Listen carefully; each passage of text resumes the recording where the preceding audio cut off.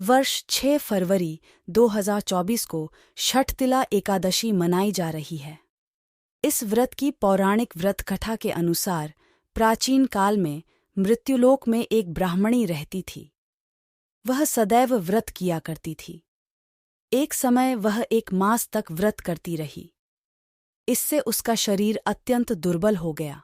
यद्यपि वह अत्यंत बुद्धिमान थी, तथापि उसने कभी देवताओं या ब्राह्मणों के निमित्त अन्न या धन का दान नहीं किया था।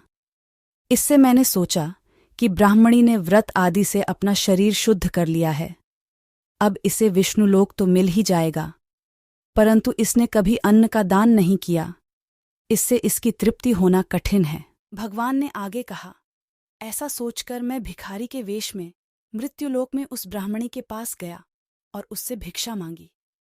वह ब्राह्मणी बोली, महाराज किस लिए आए हो? मैंने कहा, मुझे भिक्षा चाहिए। इस पर उसने एक मिट्टी का ढेला मेरे भिक्षा पात्र में डाल दिया। मैं उसे लेकर स्वर्ग में लौट आया। कुछ समय बाद ब्राह्मणी भी शरीर त्याग कर स्वर्ग में आ गई।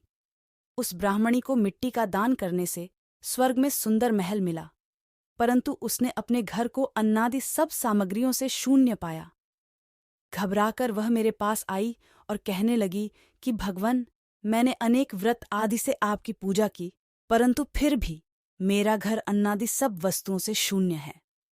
इसका क्या कारण है? इस पर मैंने कहा, पहले तुम अपने घर जाओ। देवस्त्रियां आएंगी तुम्हें देखने के लिए। पहले उनसे छठतिला एकादशी का पुण्य और विधि सुन लो, तब द्वार खोलना। मेरे ऐसे वचन सुनकर वह अपने घर गई। जब देवस्त्रियां आईं और द्वार खोलने को कहा तो ब्राह्मणी बोली, आप मुझे देखने आई हैं तो छठतिला एकादशी का महात्म्य मुझसे कहो। उनमें से एक देवस्त्री कहने लगी कि मैं कहती हूँ। जब ब्राह्मणी ने छठतिला एकादशी का महात्म्य सुना तब द्वार खोल दिया।